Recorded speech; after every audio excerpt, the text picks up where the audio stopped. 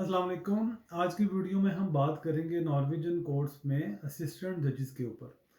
फौजदारी केसों में समाजी पहलू को या समाजी राय को शामिल करने के लिए ट्रायल में असिस्टेंट जजेस को बिठाया जाता है। एक क्वालिफाइड जज के साथ दो ले जजेस या दो असिस्टेंट जजेस बैठते हैं जो कि काम शहरी होते हैं। उनके पास लॉ की कोई डिग्री नहीं होती, लेकिन एक समाजी राय लेने के लिए उनको बिठाया जाता है कि जिन लोगों के साथ आप माशरे में रह रहे हैं, अगर उनसे कोई गलती हो या कोई जुर्म करते हैं तो आप उनको क्या सज़ा देना चाहते हैं। इस वीडियो में हम इस बारे में बात करेंगे। जो असिस्टेंट जजेस हैं वो 4 साल के लिए सिलेक्ट किए जाते हैं उस डिस्ट्रिक्ट में जिस डिस्ट्रिक्ट में लोगों की रिहाइश होती है। वो उसका जो क्राइटेरिया वो बड़ा सिंपल सा है।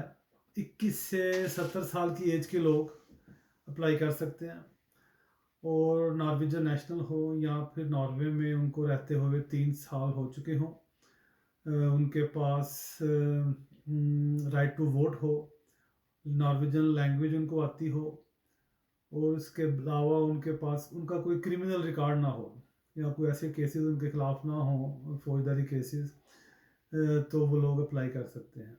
मेरा अपना तीसरा टर्नओवर है या तीसरी टर्म है एज ए असिस्टेंट जज कोर्ट्स में जाने की। अब एक केस में आमतौर पे एक प्रिजाइडिंग जज के साथ दो असिस्टेंट जजेस बैठते हैं। वो आम शहरी होते हैं। बाज़ केसेस में प्रोफेशनल लोगों की भी ज़रूरत पड़ जाती है। फिर एक प्रोफेशनल बंदे को वो बुला लेते हैं। मिसाल के तौर पे कोई साइकेट्रिस्ट की ज़रूरत पड़ जाए या किसी डॉक्टर की ज़रूरत पड़ जाए या फाइनेंस से रिलेटेड लोगों की ज़रूरत पड़ जाए तो वो उसको भी एज ए असिस्टेंट जज वो कॉल कर सकते हैं। जैसे पुलिस ने केस फॉरवर्ड कर दिया कोर्ट्स में, फिर उसके बाद एक डेट बनाई जाती है, एक डेट दी जाती है, आपको एक ईमेल आती है जिसमें बताया जाता है कि ये केस है। नॉर्वे में बहुत से लोग एज ए असिस्टेंट जज अपनी ड्यूटीज़ परफॉर्म करते हैं।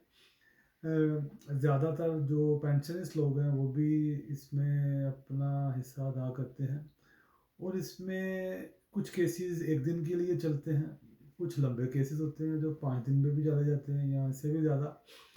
और जितने दिन आप उस केस में बैठते हैं आपको उसके मुताबिक आपके टैरिफ के मुताबिक आपको पेमेंट भी इसमें मिलती है। उम्मीद है कि ये वीडियो पसंद आएगी आप लोगों को। अगर पसंद आए तो प्लीज़ लाइक शेयर ज़रूर कीजिएगा और चैनल को भी सब्सक्राइब कर दीजिएगा। Thank you.